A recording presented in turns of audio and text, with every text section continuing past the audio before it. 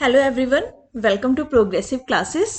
तो कल हमने जहाँ से ओवर किया था, एक बार रिवाइज करते हैं। हमने हिस्टोरिक सोर्सेस में क्वाइंस के बारे में देखा था, इंस्क्रिप्शंस देखा था, बायोग्राफी देखा था एंड देन टेक्स्ट देखा था। ठीक है, एंशियंट टेक्स्ट वगैरह जो थे जहाँ से हमें एंशियंट पीरियड, मेडिवल पीरियड्स के इंफॉर्मेशंस मिलते हैं। ठीक, तो आज हम देखेंगे pre historic periods, that is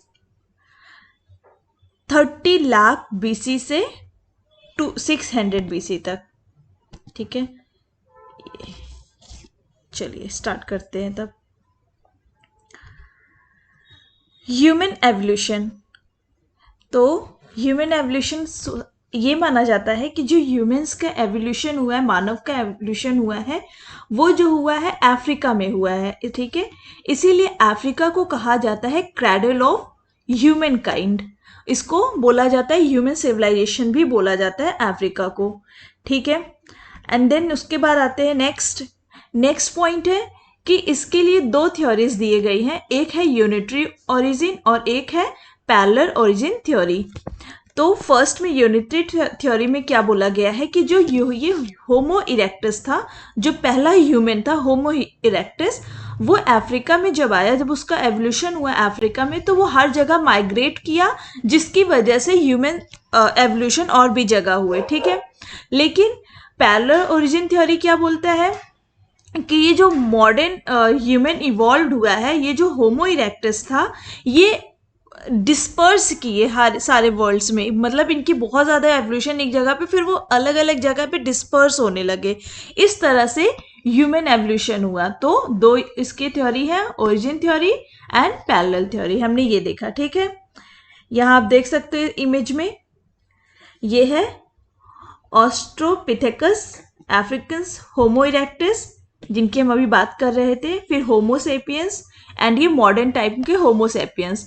कभी कभी एग्जाम्स में पूछा जाता है जो होमो सेपियंस है वो किसके एवोल्यूशनरी है, तो आप उसके लिए क्या बोलोगे, क्रो-मैग्नन। ठीक है, यहाँ देख लो क्रो-मैग्नन। ठीक, इनका टाइम पीरियड क्या है, 40,000 बीसी से 10,000 बीसी। फिर नेक्स्ट आते हैं, अब हम देखेंगे lithic age. Lithic means stone age देखेंगे। स्टोन एज कब से कब तक था, 30 लाख बीसी से 1000 बीसी। इसमें हम देखेंगे फर्स्ट थिंग जो है, इसमें जो है स्टोन्स का यूज होता था, जिसकी वजह से इसका नाम स्टोन एज पड़ा। इसके 3 पीरियड्स हैं, एक है पैलियोलिथिक जिसे ओल्ड स्टोन एज कहा जाता है, then second is mesolithic and जिसे मिडिल स्टोन एज कहा जाता है, एंड द थर्ड इज, एक मिनट, हाँ, and the third is neolithic age. ये देखिए, ठीक है, वो थोड़ा सा कर्सर ऊपर चला गया था। पहला है palaeolithic age, then second is mesolithic age and the third is neolithic age, जिसको बोलते हैं न्यू स्टोन एज। फिर आते हैं हम यहाँ टाइम पीरियड देख लेते हैं इनका ड्यूरेशन। तो टाइम पीरियड है पैलियोलिथिक एज का है 30 लाख बीसी से 10,000 बीसी। लाइफस्टाइल इनकी कैसी थी, हंटर्स थे, फूड गैदरर्स थे, मतलब ये फूड कंज्यूम करते थे, फूड प्रोड्यूसर नहीं थे ये। इम्प्लीमेंट्स में क्या क्या टूल्स और वेपन्स क्या यूज करते हैं, choppers, chopping, hand axe, cleavers, flake tools, blade tools. ठीक है, अभी मैं इसका सबका मतलब भी आगे बताऊंगी। फिर मेसोलिथिक एज देखते हैं। ठीक है, मेसोलिथिक पीरियड्स कब से था, 9000 बीसी से 4000 बीसी तक। इस समय क्या थे, वो हंटर्स थे और हर्डर्स थे, लेकिन इस समय जो है डोमेस्टिकेशन ऑफ एनिमल्स होने लगा था, मतलब वो एनिमल्स को पालना शुरू कर दिए थे। इसमें जो है माइक्रोलिथिक इम्प्लीमेंट्स, मतलब पहले क्या होता था, जो स्टोन्स थे वो बड़े बड़े स्टोन्स रहते थे, उनको वो चॉपर्स या फिर ब्लेड्स बना के यूज करते थे। लेकिन microlithic age period, microlithic implements में ये हो गया कि जो बड़े बड़े स्टोन्स थे उनके साइजेस छोटे होने लगे। ठीक है, फिर नियोलिथिक एज। नियोलिथिक एज कब से था, 7000 बीसी से 1000 बीसी, और ये फूड प्रोड्यूसर, मतलब इस समय एग्रीकल्चर स्टार्ट हो गया था। ठीक है, और यहाँ पे पॉलिश्ड इम्प्लीमेंट, मतलब उसको और ज़्यादा, जो वेपन्स थे उसको और ज़्यादा इम्प्रूव कर दिया गया था, उनको पॉलिशिंग कर दी गई थी, और छोटे हो गए थे वो, और नुकीले, उनको शार्पनेस उसमें ऐड कर दिया गया था। ठीक है, मीजोलिथिक एज जो है वो जो है ट्रांजिशन एज है पैलियोलिथिक का और नियोलिथिक का। समझ में आई बात। अब आगे बढ़ते हैं। अब देखेंगे पैलियोलिथिक एज और ओल्ड स्टोन एज। तो पैलियोलिथिक एज जो है, इसको palaeo means old, lithic means stone, इसीलिए इसको बोलते हैं ओल्ड स्टोन एज। अच्छा, अब इसको जो पैलियोलिथिक एज को है, इसको डिस्कवर किसने किया? तो किया उन्होंने रॉबर्ट ब्रूस फूटे। ये नाम याद रखिएगा, रॉबर्ट ब्रूस फूटे। इन्होंने जो है कहाँ पे इसकी खोज की, डिस्कवर कहाँ किया? तमिलनाडु में, पालावरम, तमिलनाडु। ठीक है, पालावरम, चिंगपलपुट डिस्ट्रिक्ट, तमिलनाडु, याद रखिएगा ये। इसीलिए इनको क्या बोला जाता है? रॉबर्ट ब्रूस फूटे को बोला जाता है father of pre historic archaeology. Pre historic, ठीक है, फादर ऑफ हिस्ट्री नहीं कहा जाता है इनको, कल मैंने आपको बताया था ना।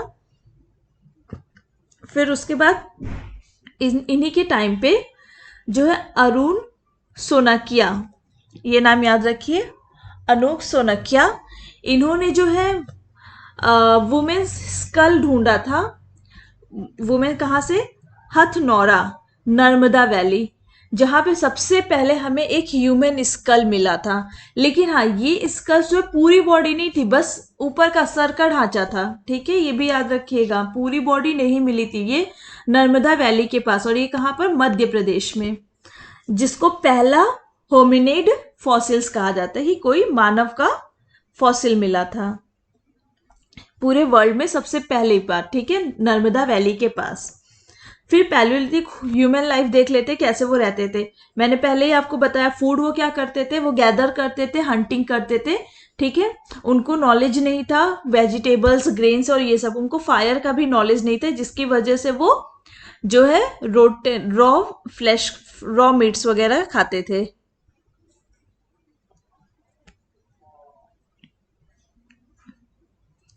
ठीक है, ये देखिए यहाँ पे रॉ मीट्स को खाते थे। फायर बाद में डिस्कवर हुआ। फायर कब हुआ डिस्कवर? 2 लाख बीसी से 1 लाख बीसी के बीच में जो है फायर डिस्कवर हुआ। उसके बाद वो उसे पका के खाने लगे। और ये जो थे फूड प्रोड्यूसर बिल्कुल नहीं थे, ये सिर्फ फूड कंज्यूम करना जानते थे। इनको पता नहीं था कि फूड को कैसे प्रोड्यूस करते हैं। और ये क्लोथ्स वगैरह क्या यूज करते थे? तो जो बार्क ट्रीज के बार्क्स होते हैं, लीव्स होते हैं, और एनिमल्स के स्किन्स होते थे, वो सब यूज करके ये अपने बॉडी को कवर करते थे। फिर रहते कहाँ थे ये? तो इनको घर भी नहीं होता था, इधर उधर घूमते रहते थे। तो ये केव्स में रहते थे, फॉरेस्ट में रहते थे, फिर ब्रांचेस पे, ट्रीज पे रहते थे। और इसका एविडेंस कहाँ? भीमबेटका केव्स में मिला। ठीक है, जो वहां पे पेंटिंग्स वगैरह इन्होंने कर रखी थी, उससे इसका नॉलेज हुआ। अब यहाँ पे देखिए दिया हुआ है ये point, they are only food consumer, they don't know about animal husbandry and crop cultivation. ठीक है, चलिए फिर उसके बाद डिस्पोजल ऑफ, इनको पता नहीं था कि जो मर जाते हैं उनको कैसे डिस्पोज करते। तो ये क्या करते थे? ऐसे ही ओपन एनवायरमेंट में उनको छोड़ देते थे। जो भी मर जाते थे, डेड हो जाती थी जिनकी, तो वो उस पर्सन को वहां छोड़ देते ताकि जो बर्ड्स, एनिमल्स हो, वो उनको कंज्यूम कर ले। ठीक है, देखिए they are unaware of funeral rites of dead person. फिर नेक्स्ट आते हैं पैलियोलिथिक इम्प्लीमेंट्स। वो क्या क्या यूज करते थे?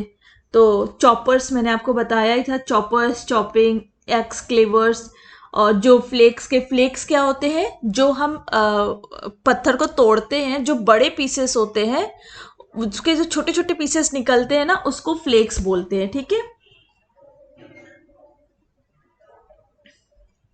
फिर लोअर और अर्ली पैलियोलिथिक इम्प्लीमेंट्स।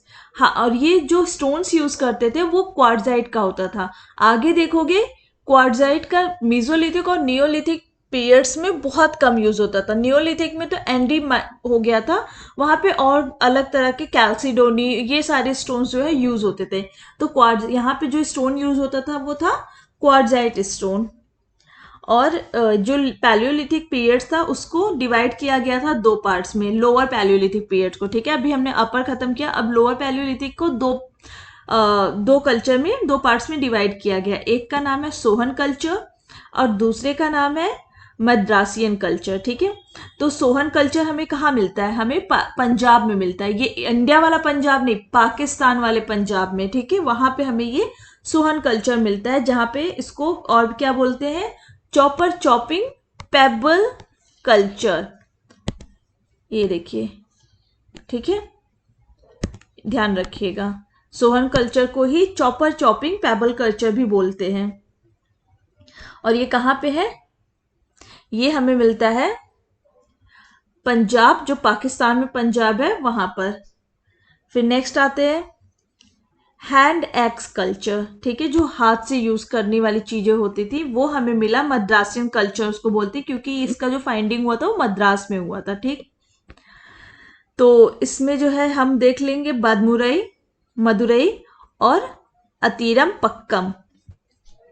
ठीक, इस प्लेसेस से मद्रास में इसको मिला था ये हैंड एक्स।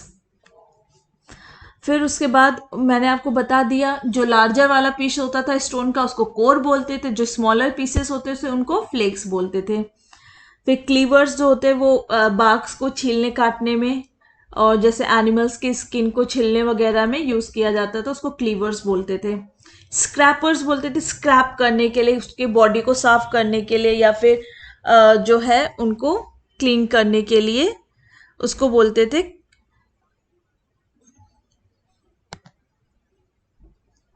ठीक, आगे आते हैं लोअर और अर्ली पैलियोलिथिक साइट्स। तो ये सारे साइट्स दिए हुए, कुछ कुछ मैं आपको बता दूँ, बाकी आप खुद से देख लीजिएगा। पंजाब में सोहन रिवर वैली, कश्मीर में लिडार रिवर वैली, और गुजरात में साबरमती, जहाँ पे ये पैलियोलिथिक अर्ली और लोअर पैलियोलिथिक पीरियड्स के वो एविडेंस मिले हैं वो हैं। फिर नर्मदा हमने देखा ही था, वहां पे हमें विमेन्स स्कल मिला हुआ है। फिर उसके बाद उत्तर प्रदेश का देख लेंगे, अभी यूपीपीएसएस का एग्जाम है उसके लिए भी इंपॉर्टेंट है। तो बेलन रिवर वैली याद रखिएगा, कहाँ पे? मिर्जापुर, इलाहाबाद डिस्ट्रिक्ट। ठीक है, फिर बिहार में मुंगेर और राजगीर में बहुत जगह। फिर उसके बाद महाराष्ट्र प्रावरा रिवर, प्रावरा रिवर के पास क्या है? इंडस वैली सिविलाइजेशन का सबसे साउथ सदर्न जो है उस सिविलाइजेशन का पार्ट है। यहाँ पे बताइए नाम, नाम है इसका दमयाबाद, दामियाबाद सॉरी। ठीक है, वो प्रावरा रिवर के पास है, वो सदर्न पोर्शन का इंडस वैली सिविलाइजेशन का वो है प्लेस। ठीक है, फिर आते हैं मिडिल पैलियोलिथिक। इसमें जो है स्टोन इम्प्लीमेंट्स जो यूज होते थे वो फ्लेक्स से यूज किया जाता था इसमें। ठीक है, इसमें कोर का यूज नहीं करते थे, जो छोटे छोटे पीसेस निकल जाते थे स्टोन के उसका यूज करते थे, इसीलिए इसको कहते थे फ्लेक कल्चर। ध्यान रखिएगा, देखिए। और इसमें प्रीशियस स्टोन्स जो चार्ट, जेस्पर, फ्लिंट, ये सब यूज किए जाते थे यहाँ पे। ठीक है, आते हैं नेक्स्ट मिडिल पैलियोलिथिक साइट्स, इसको देख लेते हैं। अब देखिए ये साइट्स जो है ना, जो मिडिल हो गए या लोअर या ये सारे साइट्स बहुत कॉमन है। देखिए यहाँ भी सोहन रिवर वैली है, लिदार रिवर वैली है, व्यास, व्यांगा हिमाचल प्रदेश में, फिर गुजरात में सोहस्त्रा, कच्छ, मध्य प्रदेश में रायसेन, भीमबेटका, ये सब आपने देखा ही है। उत्तर प्रदेश में वाराणसी डिस्ट्रिक्ट के पास, ये सारे आप पढ़ लीजिएगा।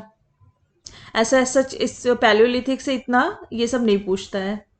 ठीक है, ज्यादातर इंडस वैली सिविलाइजेशन से उसके प्लेसेस पूछे जाते हैं।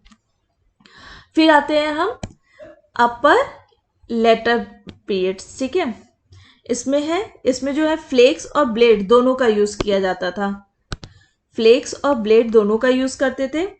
इसको इसलिए बोलते थे फ्लेक ब्लेड कल्चर।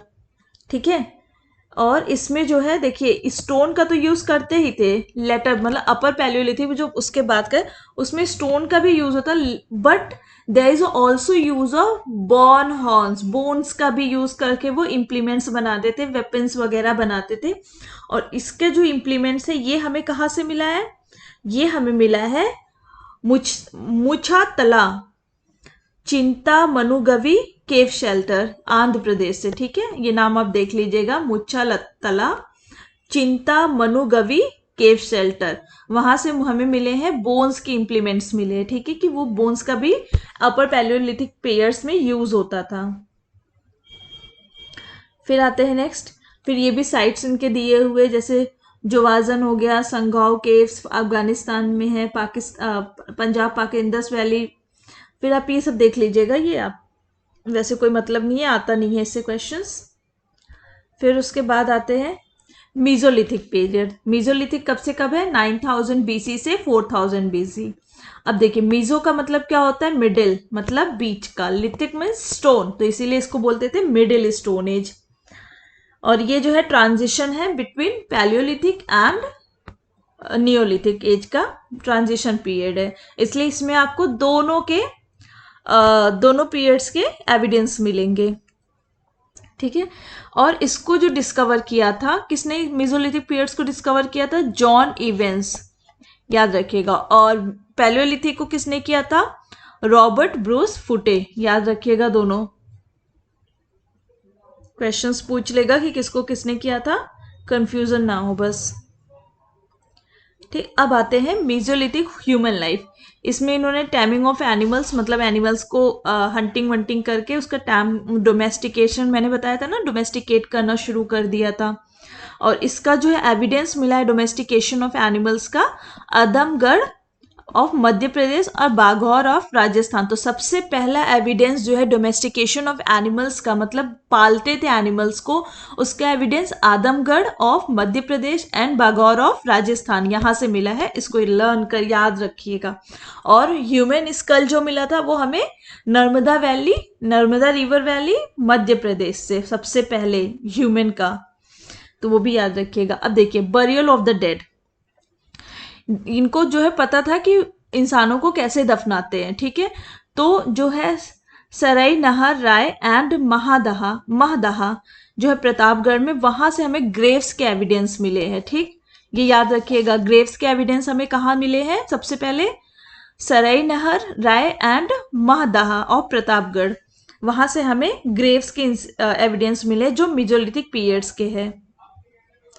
फिर ये क्या करते थे, जो ह्यूमन बॉडी को वो ग्रेव में रखते थे, उसके साथ वो उसके साथ फूड भी रखते थे, प्लस टूल्स वेपन्स भी रखते थे उसके साथ, ठीक है। उनको क्योंकि ट्रस्ट था, बिलीव था कि लाइफ जो है डेथ के बाद भी जो है लाइफ होती है, ये पॉइंट, इसलिए वो उसके साथ ऐसे इम्प्लीमेंट्स और फूड स्टफ वगैरह रखते थे। और आदमगढ़ कहाँ है बताइए? मध्य प्रदेश। तो आदमगढ़ से जो है स्केलेटन ऑफ डॉग का भी स्केलेटन मिला है with the human skeleton, grave था उसमें जो है ह्यूमन स्केलेटन के साथ डॉग का भी स्केलेटन मिला है। तो अगर पूछा जाए कि कौन सा प्लेस है जहां पे ह्यूमन स्केलेटन के साथ डॉग का भी स्केलेटन मिला है, तो वो प्लेस है आदमगढ़। फिर नेक्स्ट आते हैं, ये देखिए यहाँ पे मैंने बता ही दिया था, हथनौड़ा में जो है ह्यूमन स्कल मिला था, लेकिन वो कंप्लीट बॉडी नहीं था। ये मैंने आपको पहले भी बताया था, कंप्लीट बॉडी नहीं था वो, लेकिन ये जो एविडेंस मिला है ये full complete body, human body का फुल कंप्लीट था, उसके हाथ पैर सब थे। लेकिन इसमें जो हथनौरा में मिला है, जो नर्मदा वैली, उसके बस ऊपर का मतलब सिर का वो था, स्कल था उसका, ठीक है। फिर नेक्स्ट आते हैं मेसोलिथिक इम्प्लीमेंट्स।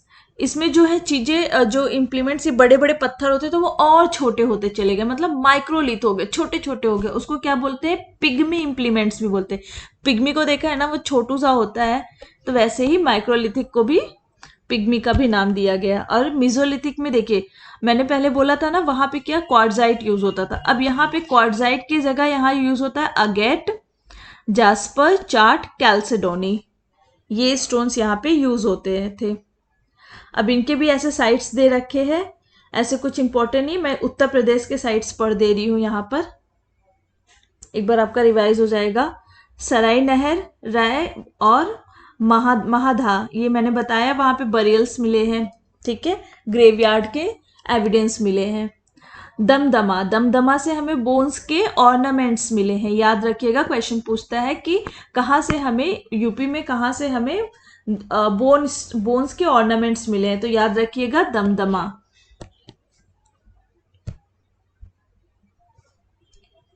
ठीक है।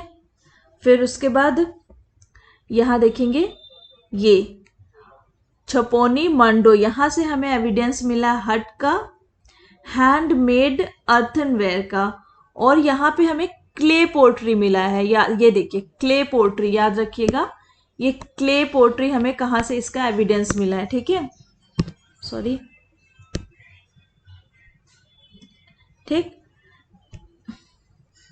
क्ले पोट्री का एविडेंस हमें कहाँ से मिला है? सबसे पहले छपोनी मंडो, ये पूछ सकता है, ये यूपी में है छपोनी मंडो, इसलिए ये याद ध्यान रखिएगा कि हमें क्ले पोट्री का वहाँ से एविडेंस मिला है।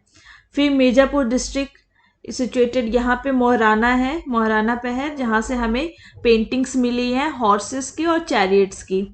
फिर सोहागी घाट, यहाँ से पहली बार एविडेंस मिला है रॉक पेंटिंग का। पूरे वर्ल्ड में अगर देखा जाए तो सबसे पहले अगर रॉक पेंटिंग का एविडेंस मिला है तो वो मिला है सोहागी घाट से, और ये कहाँ पर है? यूपी में है। ध्यान रखिएगा, ये पॉइंट कभी भी पूछ सकता है, अभी तक ऐसे क्वेश्चंस पूछा नहीं है, तो आप इसको ध्यान रखिए, पूछ सकते हैं। ठीक है, बाकी साइट्स है एज यूजुअल, वो आप देख लीजिएगा। जो इंपॉर्टेंट पॉइंट्स था साइट्स में वो मैंने आपको बता दिया। अब आते हैं नियोलिथिक पीरियड्स में। ठीक, चलिए स्टार्ट करते हैं।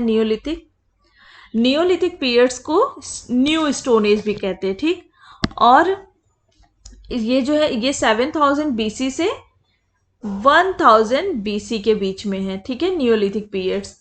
अब इसको किसने डिस्कवर किया? प्राइमोज, याद रखिएगा ये पॉइंट। ठीक, प्राइमोज ने इन्हें डिस्कवर किया। एक बार रिवाइज कर ले, पैलियोलिथिक को किसने किया था? रॉबर्ट ब्रूस फूटे। और इनको किसने किया था? मीजोलिथिक को जॉन इवेन, और नियोलिथिक को किसने किया? प्रेमोज, डॉक्टर प्रेमोज। ठीक है, और इलाहाबाद में जो टॉन्स रिवर्स के पास जो नियोलिथिक एज का एविडेंस मिला है उसको किसने खोजा था? HP ली मैस्यूरर। ठीक है, टोन्स वैली के पास इलाहाबाद डिस्ट्रिक्ट में जो हमें नियोलिथिक पीरियड्स के एविडेंस मिले हैं वो खोजा था किसने? HP ली मैस्यूर्स। आते हैं नेक्स्ट, और ये मैन मेक्स हिमसेल्फ, ये बुक किसकी है? मैन मेक्स हिमसेल्फ, ये बुक है वी गॉर्डन चिल्डे। ठीक है, वी गॉर्डन चिल्डे, ये देख लीजिएगा। फिर आते हैं उनकी ह्यूमन लाइफ, वो कैसे रहते थे। तो पहला है, तो इनको तो क्रॉप कल्टीवेशन आता ही था, एनिमल हस्बेंड्री भी करते थे, और ये एक जगह रहना भी शुरू कर दिए थे। ये अब वॉन्डरर की तरह नहीं रहते थे। ठीक है, तो इसके जो मेहरगढ़ से जो एविडेंस मिला है विलेज साइट का, पहला एविडेंस मेहरगढ़ से मिला है कि विलेज बने हुए थे। ठीक है, और ये मेहरगढ़ कहाँ है? पाकिस्तान में, याद रखिएगा। अब एग्रीकल्चर देखते। ठीक है, तो अभी इनको तो अब ये फूड प्रोड्यूसर भी हो गए हैं और फूड कंज्यूमर भी हो गए हैं। ठीक है, तो ये बार्ले वगैरह, बार्ले, वीट, ये सब जो है उगाते थे। तो पहला क्रॉप कल्टीवेशन का एविडेंस कहाँ से मिला है? मेहरगढ़ से, और वहां पे हमें विलेज साइट्स भी मिले हैं। ठीक है, फिर ये देख लीजिए वीट, बार्ले, पैडी, मिलेट्स और वेरियस टाइप वेजिटेबल ये वहां पे कल्टीवेट करते थे। फिर अर्लीस्ट एविडेंस ऑफ, अगर वीट और बार्ले का देखा जाए, अर्लीस्ट एविडेंस तो मेहरगढ़ से मिला। लेकिन अगर पैडी का पूछा जाएगा कि पैडी का सबसे पहला एविडेंस कहाँ मिला है, तो वो मिला है कोल्डी हवा उत्तर प्रदेश से। ठीक है, इलाहाबाद डिस्ट्रिक्ट में। और अगर पूछा जाए कि पैडी हस्क का कहाँ से मिला है, तो आप क्या बोलोगे? बोलो।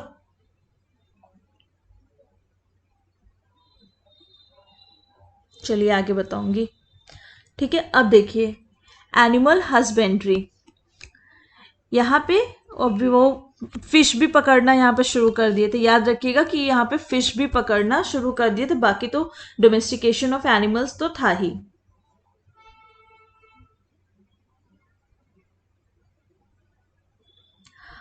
अच्छा, जो मैंने अभी बोला पैडी हस्क का एविडेंस जो है संत कबीर नगर से मिला था। प्लेस मुझे याद नहीं आ रहा है, लेकिन वो संत कबीर नगर में प्लेस है। ठीक है, फिर अब उन्होंने नोमैडिक लाइफ अपनी छोड़ दी है, एक जगह रहना स्टार्ट कर दिया। क्लोथ्स में हाँ, क्लोथ्स देखिए, सबसे पहले कॉटन जो उगाते थे वो इंडिया में ही सबसे पहले स्टार्ट हुआ। तो उन्होंने एक तो कॉटन उन्होंने ग्रो किया, प्लस उन्होंने उससे क्लोथ्स बनाना सीखा। ठीक है, क्लोथ्स बनाना सीखा। इसके भी एविडेंस हमें मेहरगढ़ से मिलते हैं। ठीक है, ये याद रखिएगा।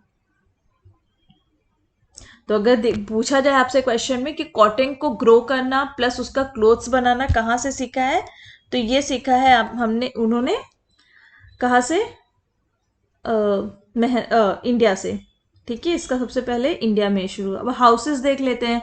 तो बैम्बूज का हाउस है, स्मीडिंग ऑफ क्ले वगैरह। ठीक है, बैम्बू का घर बनाते थे, क्ले का घर बनाते थे, और यहाँ पे पिट ड्वेलिंग भी स्टार्ट हो गया। पिट ड्वेलिंग मतलब कि जमीन को खोद के उसमें गोल सा करके उसमें रहते थे। ठीक है, और ऐसे एविडेंस कहाँ से मिले हैं? कश्मीर वैली से और पंजाब से। पंजाब जो कि पाकिस्तान वाला पंजाब है, और कश्मीर वैली से कहाँ?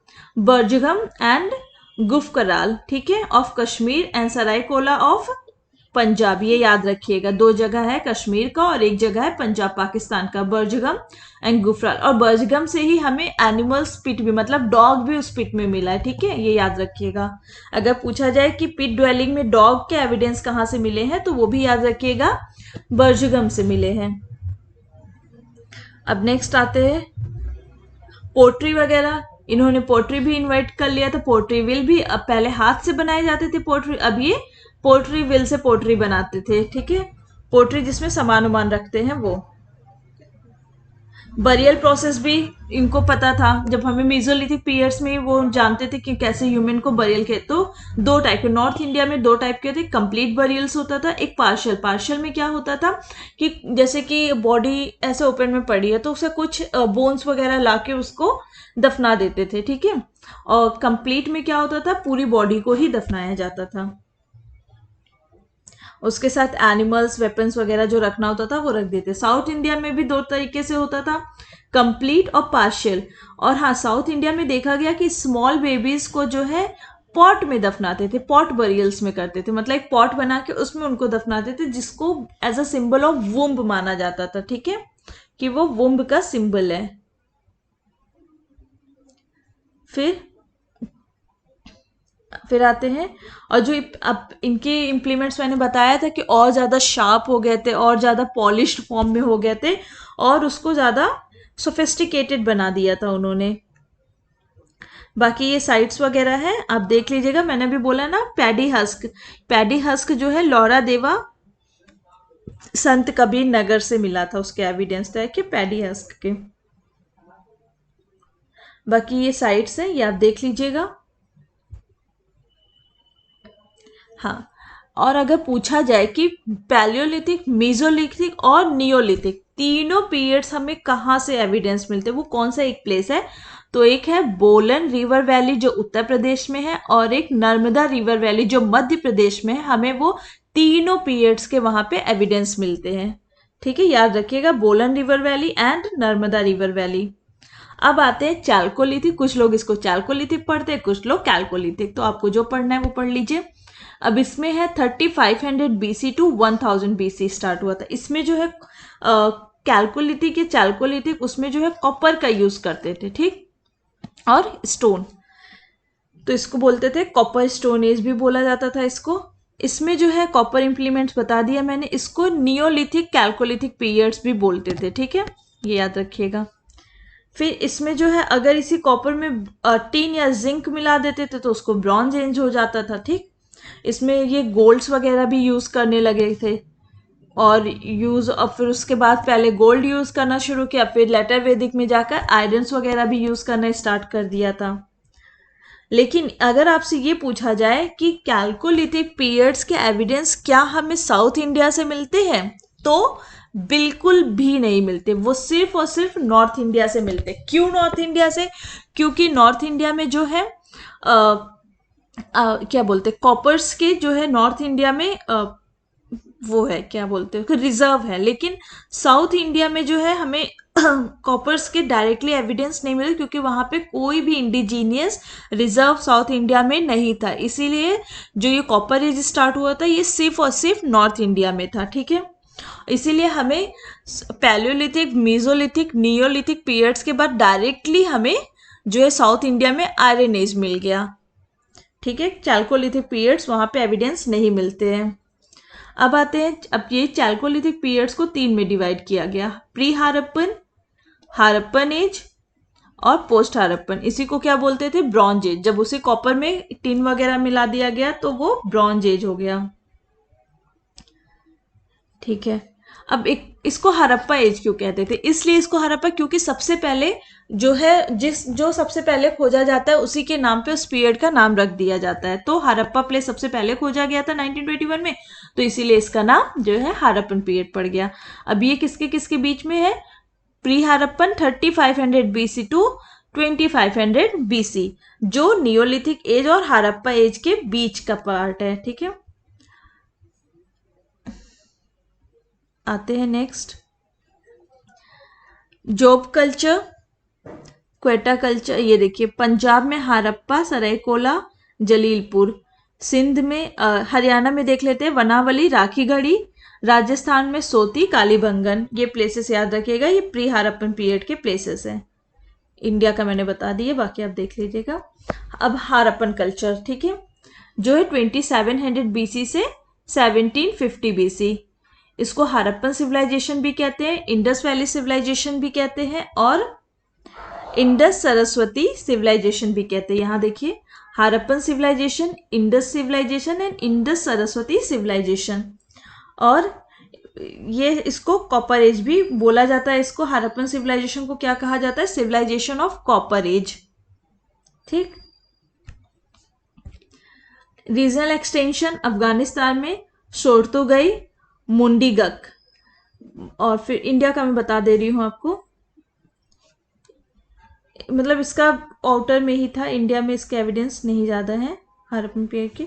बाकी तो अभी आगे हम देखेंगे ही, जो इंडिया में साइट्स हैं वो। यहाँ पे देखिए, सिंध, यहाँ पे जम्मू कश्मीर में मांडा, हड़प्पन एज का मांडा। हरियाणा में वनावली, राखीगढ़ी, भगवानपुरा।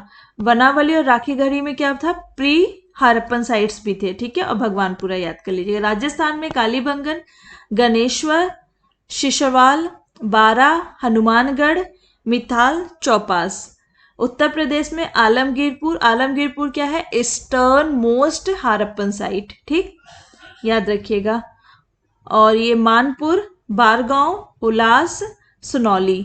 हुलास भी क्वेश्चन पूछ चुका है कि आलमगीर और हुलास साइट किसके हैं, तो ये हड़प्पन साइट्स हैं। गुजरात में ढोलावीरा, लोथल, सुरकोटदा, बागात्रो, रंगपुर, रोजदी, देसलपुर। देसलपुर यूपीएससी में पूछा गया था कि ये इंडिया के साइट्स हैं कि इंडिया के आउटर के साइट हैं।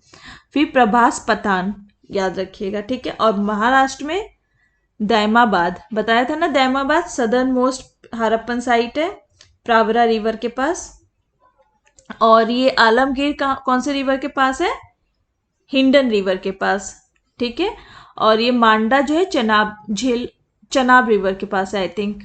और ये नॉर्दर्न मोस्ट पार्ट है, ठीक है, मांडा। और वेस्टर्न मोस्ट पार्ट है सुक्ता गेंडोर। ठीक है, वो दास्क रिवर के पास है। तो ये इतना आप याद रखिएगा। यहाँ पे मैं, ये जो है मांडा, ये चेनाब के पास है आई थिंक, एक बार आप देख लीजिएगा, इसका इतना श्योर नहीं हूं मैं।